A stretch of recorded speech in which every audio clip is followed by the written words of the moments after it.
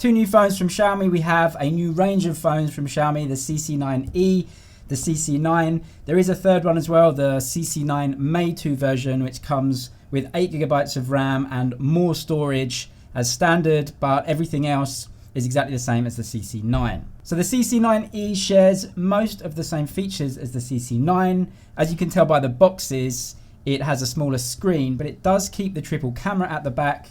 It does change out the processor, but the battery is the same and the fast charging is the same, 18 watt. This comes with an 18 watt charger in the box. This comes with a 10 watt charger in the box. If you want to know what the CC9 range is supposed to be, it is the cheapest range under the Xiaomi brand.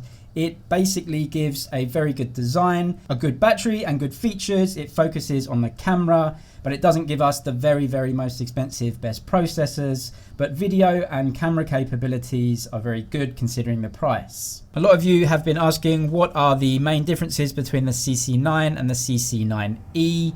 The main differences come in the chipset used and also the screen. Inside the box, you get a 10 watt fast charger.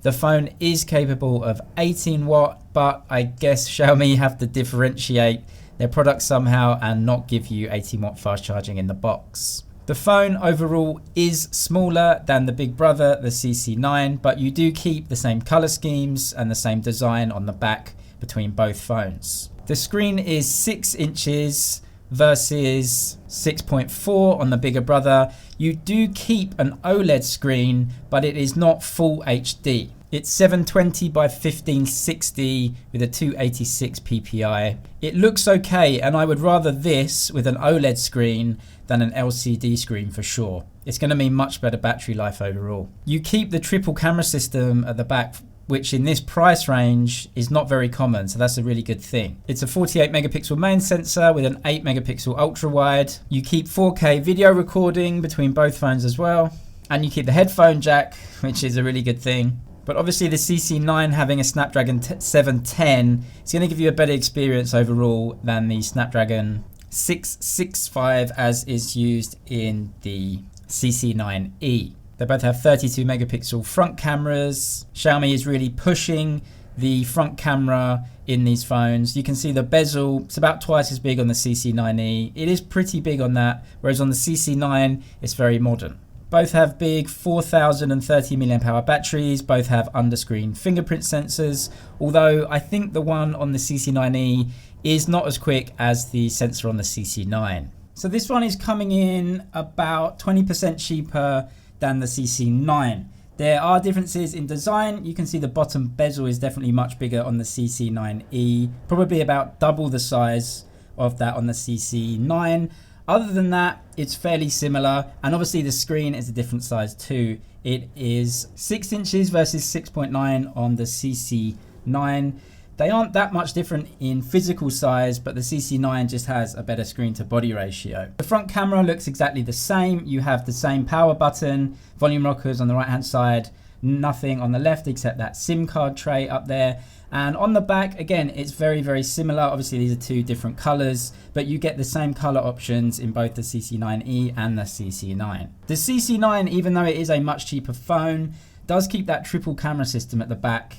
It's one of the only phones I can think of at this price range to have a real triple camera system that you can take images from the zoom camera and the ultra wide camera. You keep a lot of the same features as is on the more expensive phones in the Xiaomi range. You can change the colors of the screen. I just like to keep it on the normal setting. There is a dark mode on this. It is in MIUI on pretty much all of the Xiaomi phones. I always turn that on. I like using it, and because it's an OLED screen, it's going to really help with battery. So even though the processor in the CC9e isn't the most powerful, it's a budget processor, it does still keep a lot of the camera capabilities that we want. You can get 4K video recording out of it, and there are a lot of options that are kept in this phone as is similar to the CC9. You do also get 48 megapixel mode in this. Something else that you get is Memojis. Although to be fair, it thought I was a girl, so it gave me long hair.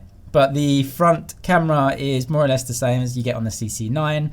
The back camera takes decent images, but I think because it has that cheaper processor, you're not getting as sharp and as good looking images as you do on the CC9. Even though you get the same sort of camera system on the back there, I do think because of the difference in processors, you get different image quality. Looking at these two side by side, I would say that the CC9 is a little bit sharper than the CC9e. CC9e has a different processor, and so even though the cameras have the same setup, the actual images coming out of them will differ a little bit because of that processor difference. And yeah, I would say the CC9 just has a little bit of a better image overall than the CC9e. It may be that the CC9e just didn't focus properly because it looks a little bit out of focus or just a little bit less sharp than the CC9. It has good features for the price range, that triple camera, the underscreen fingerprint sensor, a good design, albeit not as upmarket as the bigger brother, the more expensive brother, the Xiaomi CC9.